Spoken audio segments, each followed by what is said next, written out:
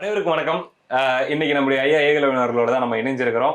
நடப்பு அரசியல் பற்றி நிறைய விஷயங்கள், சில சர்ச்சைகள் எல்லாத்தையும் ஐயா கேட்டு நம்ம தெரிஞ்சுப்போம். ஐயா வணக்கம். வணக்கம் வணக்கம் தம்பி. என்னங்கய்யா உங்க தோழர் இப்படி பண்ணிட்டாரு, டக்குனு காலை வாரிட்டாரு உங்க காலை. ஏன் தோழருங்களா? ஆமா, நம்ம தோழர் மரியாதைக்குரிய தோழர் திருமாவளவன் அவர்கள். ஏன்னா போன வாரம் தான் நீங்க சொன்னீங்க, நம்ம பேசிட்டு இருக்கும்போது நீங்க ஒரு வார்த்தை சொன்னீங்க, தம்பி இந்த இடைநீக்கம் அப்படிங்கறதெல்லாம் சும்மா ஒரு இந்த நேரத்துல பண்ணி வச்சு எல்லாத்தையும் ஆஃப் பண்ணி வைக்கிறது தான், ஒரு 6 மாசம் ஆகட்டும், 2025 மே ஜூன் வர மாதிரி இருக்கட்டும், அப்புறம் பாரு சும்மா பொறி கிளம்பும், சிறுத்தை உண்மையான சீற்றம் என்னன்னு நீ பாப்ப அப்படின்ற மாதிரிலாம் நீங்க சொல்லியிருந்தீங்கய்யா. இந்த சூழல்ல பாத்தீங்கன்னா நேற்று உங்களுடைய காலை வாரும் விதத்தில் திருமாவளவன் அவர்கள் பேசும்போது ஒரு நிகழ்ச்சியில 7 வருஷமா திமுக கூட்டணியில தான் இருக்கிறோம், எக்காரணம் கொண்டும் எங்கள் கூட்டணியை பிரிக்க முடியாது, இந்த கூட்டணியில தான் தொடருவோம், 2026 இந்த கூட்டணியில தான் போட்டி போடுவோம், அது மட்டுமல்ல முதலமைச்சர் ஸ்டாலின் அவர்களுக்கு அவருடைய நம்பிக்கைக்கு நான் பாத்திரமாக இருக்கிறேன் என்பதே எனக்கு மகிழ்ச்சி, அவ்வளவுதான், அவருடைய நம்பிக்கை எனக்கு நான் பாத்திரமா இருக்கிறேன்னா அது போதுமையா எனக்கு அப்படின்ட்டாரு. அடுத்த 10வது நிமிஷத்துல இந்த பக்கம் ஒரு அறிக்கை வருது, 6 மாசம் என்ன சஸ்பெண்ட் பண்ணிருந்தீங்க, மேற்கொண்டு உங்களுக்கு நான் தொந்தரவா இருக்க விரும்பல ஐயா, நான் நிரந்தரமா விளைவிக்கிறேங்கய்யா அப்படிங்கிற மாதிரியான ஒரு பதிவை போட்டு கொள்கை அடிப்படையில அவரோட தான் என்னுடைய பயணம் இருக்குன்ட்டு ஆதரவுனா போட்டாருங்கய்யா. என்னங்க அப்ப 6 மாதம் கழித்து இவர்கள் ஒன்று இணைவார்கள்ன்றது இப்ப கொஞ்சம் நான் இப்பவும் அதுதான் சொல்ல வரேன், நல்லா கவனிச்சுக்குங்க. இன்னும் ஒரு இந்த 2025 பாதியிலேயே வந்து இல்ல இறுதியிலேயே வந்துட்டு சீரும் சிறுத்தை கட்டாயம். நீங்க இது நிரந்தரம் அப்படின்னு நினைச்சுக்காதீங்க. தன்மானத்தை ஓரளவுக்கு வந்து சீண்டிக்கிட்டு இருக்கலாம், ஒரு குறிப்பிட்ட அளவுக்கு வரைக்கும் தாங்கிக்கிட்டு இருக்கலாம், ஒரு அளவுக்கு மீறும் போது அப்படிதான் வந்து மக்கள் நல கூட்டணியும் வந்துச்சு. அந்த மாதிரி ஒரு தோற்றம் வந்து பின்னாடி வரும், புரியுதுல? நீங்கள் வந்து 15 தொகுதிகளுக்கு குறையாமல் விடுதலை சிறுத்தைகள் அமைச்சரவையில் பங்கு அப்படின்னு டிமாண்ட் வைக்கிறப்ப இதே அன்பு பாசத்தை விடுதலை சிறுத்தைகள் மேலே நீங்கள் காட்டுவீங்களா? வைப்பாங்களா? முதல்ல அந்த டிமாண்ட் தான் நான் கேட்குற கேள்வி திருப்பி எனக்கு எதுவும் வேணாம், இதே 4 போதும், 2 போதும், டெல்லிக்கு 2 மாநிலத்துக்கு 4 அப்படின்னு இவர் நிற்பாரா? இங்கே நிற்கும்போது பாட்டாளி மக்கள் கட்சி உன்னுடைய சக கட்சி, சக செல்வாக்க வச்சிருக்கிற இனத்தை வச்சிருக்கிற அவங்க வந்துட்டு எத்தனை சீட் வாங்குறாங்க, எவ்வளோ பெரிய எம்எல்ஏ வராங்க, நீங்கள் மட்டும் ஏன் அந்த 4 மட்டும் வாங்கிட்டு அதுலேயே நின்றுக்கிட்டு இருக்கீங்களோ? நிலைப்பாடு வருமா வராதா? கண்டிப்பாக வரும். தொடர்ச்சியாக இந்த மக்களுடைய விடுதலை அப்படின்னு சொல்லிட்டு ஒடுக்கப்பட்ட மக்களுடைய பிரதிநிதித்துவமாக நீங்கள் வந்துட்டு இன்னைக்கு இல்லை நாங்கள் எல்லாருமே வந்துட்டு எல்லாரையும் அனுசரிச்சுட்டு பொது கட்சியாக மாறி இருக்கிறோன்றப்ப ஒடுக்கப்பட்ட மக்களுடைய செல்வாக்கு உங்களுக்கு குறையுமா குறையாதா?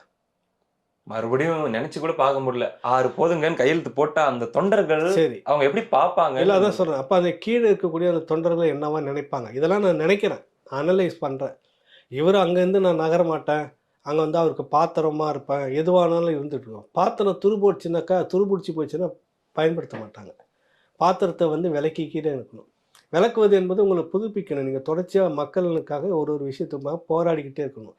இந்த 7 வருஷம் காலமாக முட்டு கொடுக்குற போராட்டம் தான் நடந்திருக்க வழியே மக்களுக்கான போராட்டம் இது வரைக்கும் நடக்கலை. உன்னை எப்படி பார்த்துட்டு இருப்பான்? திமுக பார்க்குற மாதிரி தான் உன்னையும் பார்த்துட்டு இருப்பான். இந்த நிலைமை அவருக்கு வேணுமானு ஒரு உள்ளூரத்தில் என்றைக்கோ ஒரு நாளைக்கு விழிக்கும். அதுதான் நான் சொல்கிறேன், இந்த தன்மானத்தை அவர் வந்து தட்டும் அன்றைக்கி வந்து அவர் சீர்வார் அப்படின்னு நான் சொல்ல வரேன். ஒருவேளை பிரிந்தவர்கள் அன்றைக்கி வந்து ஒன்றா சேர்ந்துக்கிட்டாருன்னா, இதுக்காக தான் நம்ம குரல் கொடுத்தோம். இன்றைக்கி அவர் வந்து அந்த குரலை நோக்கி இவர் நகர்றப்ப நம்ம வந்து அவர் கூட ஏன் சேர்ந்து வேலை செய்யக்கூடாது? ஆதவர்ஜனம் அதை தான் ரொம்ப நாசுக்கா இப்போ நான் உங்களுக்கு சங்கடம் கொடுக்கக்கூடாதுன்னு விலகிக்கிறேன். ஆனாலும் என்று உங்களுடைய போராட்ட காலத்தில் உங்களோட நான் கைப்பற்றிருப்பேன், பயணம் தொடர்ந்து தானே சொல்கிறாரு. இன்னைக்கு ஏர்போர்ட்டுக்கு வந்தப்போ கூட அதுதானே சொல்ல வராரு, நான் என்னுடைய ஆசானாக ஏற்றுக்கொள்கிறேன், பக்குவப்பட்டு நிதானமாக சொல்ல வராரு. அப்படின்னா எதுக்கு சலசலப்பாக போட்டுக்கிட்டு என்னைக்கு இருந்தாலும் ஒரு களத்தில் நாளைக்கு நிற்க போகிறோன்ற ஒரு உள்ளுணர்வு அவருக்குள்ளேயும் இருக்குதா இல்லையா?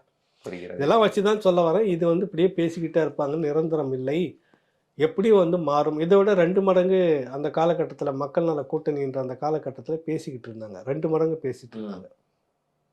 திடீர்னு ஏன் மாறி போய் நின்னார்? அது இப்போவும் சொல்கிறார், எங்களுக்கு 1 ஆண்டுக்கு முன்பாக சொல்லிவிட்டார், கூப்பிட்டு உங்களெல்லாம் கூட்டணிக்குள்ளார கேட்குற தொகுதிகளை பிரித்து கொடுக்க முடியாது, நீங்கள் வேறு இடம் பார்த்துக்கோன்னு சொல்லிட்டாரு, அதனால நாங்கள் பார்த்துக்கிட்டோம் அப்படிலாம் சொல்லி அனுப்புன ஏற்பாடு இவர் என்ன போய் பிரச்சாரம் பண்ணுறாரு? நாங்கள் அங்கே வந்து கூனி குறுகி கை கட்டி நிற்க வேண்டும், ஆண்டான் அடிமை எண்ணத்தோடு இருக்கிறார்கள், பிச்சை எடுக்க வேண்டுமா, இப்படிலாம் போட்டு கடுமையாக விமர்சனம் பண்ணதெல்லாம் நடந்தது. நான் இப்போவும் உறுதியாக இருக்கிறேன், எங்கேயோ ஒரு இடத்துல சரியான முறையில் அவமானப்படுவார். அந்த அவமானம் அவருக்கு ஒரு பாடத்தை கற்றுத்தரும். அந்த பாடம் வந்து தான் சமூகத்தை நோக்கி அவர் திரும்ப பழைய திருமாவளவனாக பழைய பன்னீர்செல்வமாக ம். மீசி முறுக்கிக்கிட்டு வருவார் அப்படின்ற நம்பிக்கை இருக்குது. சரிங்க. விக்கெட் திமுக கூட்டணியிலேருந்து அவுட் ஆகுதோன்ற மாதிரி ஒரு ஃபீலிங். ம். நம்முடைய மரியாதைக்குரிய தோழர் வேல்முருகன் அவர்கள் அவர் வந்து நேற்று இருந்து கொஞ்சம் கோவமா இல்லை ரொம்ப கோவமா இருக்காரு. அவருடைய பேட்டிகள் பிரஸ் மீட்டுகள்லாம் நீங்கள் பார்த்துருப்பீங்க. பத்திரிகையாளர் சந்திப்பை கூட நடத்தியிருந்தாரு. பேசக்கூட விட மாட்டேங்கிறாங்க சட்டமன்றத்தில். ஏன்னா பேச வந்தால் நான் ஆஃப் பண்ணுறதாகட்டும், மட்டம் தட்டுறதாகட்டும், அல்லது வந்து எங்களுடைய தொகுதிக்கான விஷயங்களை கேட்கும்போது ஒரு மாதிரி ட்ரீட் பண்ணுறதாகட்டும், எதுவுமே பண்ண முடியல. வெள்ள பாதிப்புகள் இருக்குது, அதுலேயும் ஒன்றும் பண்ணல அப்படிங்கிற மாதிரி தன்னுடைய மனக்குமுறல்களை கொட்டி தீர்த்திருக்காரு வேல்முருகன் அவர்கள். இதை நீங்கள் எவ்வாறு பார்க்கிறீர்கள்? விக்கெட் கிட்டத்தட்ட என்ன சொல்றாங்கன்னா, கொஞ்சம் அரசியலை பற்றி நம்மளை மாதிரி பேசிக்கிற நண்பர்கள்லாம் இல்லவா ஃபர்ஸ்ட் விக்கெட் அவ்வளோதான், இவர் வெளியே வராரு, அடுத்து ஒன்றா நடக்கும் அப்படிங்கிற மாதிரியும் சொல்றாங்க. இதுக்கெல்லாம் வாய்ப்பு இருக்குங்களா? சகோதரர் வந்து அவரை பொறுத்த வரைக்கும் மக்களுக்கான குரல்ன்றதை அவர் எப்பயுமே அதில் நான் விமர்சனம் பண்ணுற மாதிரி இல்லை. சரியான நேரத்தில் சரியான குரல் கொடுத்துக்கிட்டு தான் இருக்கிறாரு. குறிப்பாக கடலூர் பகுதி அதிகம் பாதிக்கப்பட்டது. அவருடைய தொகுதியில் இந்த வெள்ள சேதாரம்ல அதிகமாக இருக்கிறப்ப மக்கள் வந்து கொந்தளிக்கிறத கண்கூட பார்க்குறாரு. அப்போ அதுக்கு ஒரு உரிய உதவிக்காரம் வேணும்னு அரசுக்கிட்ட கேட்குற உங்களுக்கு ஆதரவான ஒரு சட்டமன்ற உறுப்பினர், உங்களுக்கு ஒரு பகுதியுடைய ஓட்டை வாங்கி கொடுத்தவர், உங்களுக்காக களத்தில் சுற்றி சுரண்டு வேலையை செய்தவர், கட்டாயமா குறிப்பாக வன்னியர் மக்களுடைய வாக்கு நமக்கு இல்லைன்ற பட்சத்தில் போயிடுமோன்றதுக்காக அவரை நீங்கள் சேர்த்துக்கிட்டு இதெல்லாம் நீங்கள் செய்தீங்க. அதுக்குண்டான மரியாதை கொடுக்கணுமா இல்லையா? அவர் ஒன்றும் கேட்கல, எனக்கு வந்து கான்ட்ராக்ட் கொடுங்க, எனக்கு வந்து இப்படியாக விஷயத்தை ஒதுக்கி கொடுங்க அப்படின்லாம் கேட்கவே இல்லை. குறைந்தபட்சம் ஒரு மரியாதை ஒன்று சொல்கிறாரு. வெற்றி பெறுவதற்கு முன்னாடி வரைக்கும் அமைச்சர்கள் பேசிகிட்டு இருப்பாங்க, வெற்றி பெற்ற உடனே அமைச்சருடைய பிஏ எங்ககிட்ட பேசுவாங்க திமுகவில். ஆமாம், பா இதான் ஆண்டான் அடிமை என்னன்றது. ஏன்னா அவர் அப்புறம் அமைச்சராகிறார்ல. இந்த பதவியெல்லாம் யாருக்கானது? இது மக்கள் போட்ட பிச்சை, மக்களுக்காக நம்ம சர்வீஸ் பண்ணணுன்ற எண்ணம் இல்லை. அமைச்சராகிட்ட உடனே நம்மளுடைய சொத்தெல்லாம் எடுத்தும்போது இந்த மக்களுக்கு நம்ம செலவு பெயரை செய்கிறோம், நம்ம பெரிய பண்ணையார், நம்ம தான் எல்லாத்தையும் உங்களுக்கு கொட்டி கொடுக்குறோம், இந்த மக்களோட பணத்தை திருடி தான் நீங்கள் எல்லாத்தையும் வச்சுக்கிட்டு இருக்கிறீங்க, நீங்கள் சம்பாரிச்சிட்டு இருக்கிறீங்க, எல்லாம் அனுபவிச்சுட்டு இருக்கிறீங்கன்ற எண்ணமே இல்லை. மக்களுக்கு இவங்க ஏதோ பிச்சை போடுறதா ஒரு இலக்காரம். அந்த மாதிரி தான் இந்த கூட்டணி கட்சிகளையும் நடத்துறதா அவர் வெளிப்படுத்துறாரு. பிஏ தான் ஃபோன் எடுக்கிறாங்க. ஆமா, ஒரு அமைச்சராகிற வரைக்கும் அவரே பேசிட்டு இருப்பார் நம்ம கிட்ட. அமைச்சராகிட்ட உடனே பிஏ விட்டு பேச வைக்கிறாங்க அப்படின்னு ஒரு ஆதங்கத்தை சொல்றாரு. நீங்க பிஏவை வந்து பயன்படுத்தணும். எதுக்கு பயன்படுத்தணும்? வேல்முருகன் மாதிரியான ஆட்களுக்கு நீங்க பயன்படுத்தக்கூடாது. வேல்முருகன் திருமாவளவன் ஆட்களுக்கு நீங்க பயன்படுத்தக்கூடாது. அவர் ஒரு கட்சியினுடைய தலைவர், அவர் சட்டமன்ற உறுப்பினராக இருக்கிறாரு, அவருக்குன்னு ஒரு செல்வாக்கு இருக்கிறது. அவர் இப்போ வந்து உங்ககிட்ட எனக்கு கான்ட்ராக்ட் கொடுங்கன்னு கேட்கல, மக்கள் பாதிக்கப்பட்டிருக்கிறாங்க குரல் கொடுங்க. ஒரு விஷயத்துல இவர் இறங்கி ஒரு போராடி எல்லாத்தையும் நான் வந்து குரல் கொடுத்து நான் வந்து எல்லாத்தையும் செய்துட்டு போய் நீங்க பேர் எடுத்துட்டு போகணும். அதுல அதான் நடக்குது. இது இன்னொரு மாதிரியும் பார்க்க தோணுது.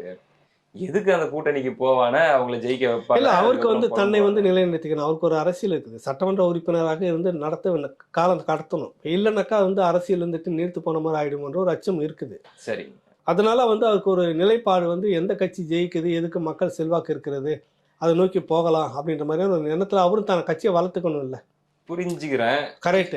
என்ன பயன்? பாடம் இப்பொழுதுதான் உணர்கிறார்கள். நெருக்கடி வரும்போதுதான் நண்பன் யார், எதிரி யாரு, துரோகி யாருன்னு எல்லாம் உங்களுக்கு தெரியும்.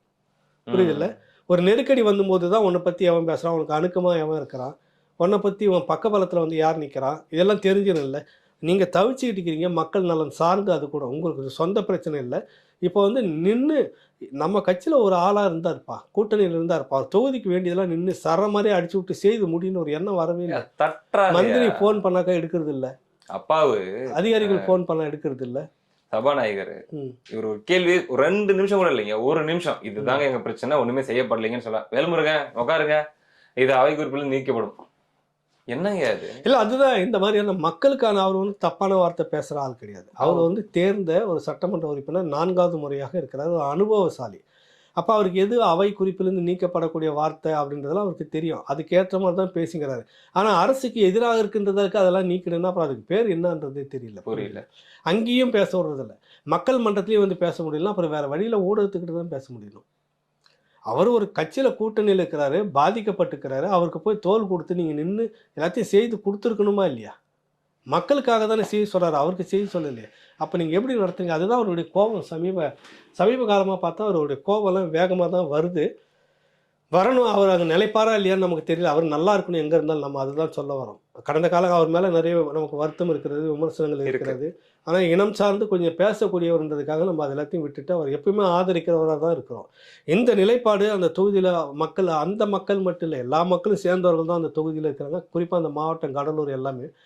அப்போ நீங்கள் எல்லாமே வந்து உங்கள் ஆளுங்கட்சிக்கு சார்பாக மட்டும் எடுத்து செய்துட்டு போகும்போது, இவருக்கு ஒரு சட்டமன்ற உறுப்பினராக இருக்கிறாரு, இவர் ஒரு கட்சி வச்சுங்கிறாரு, இவர் சார்பாக செய்து தான் வரணுமா இல்லையா?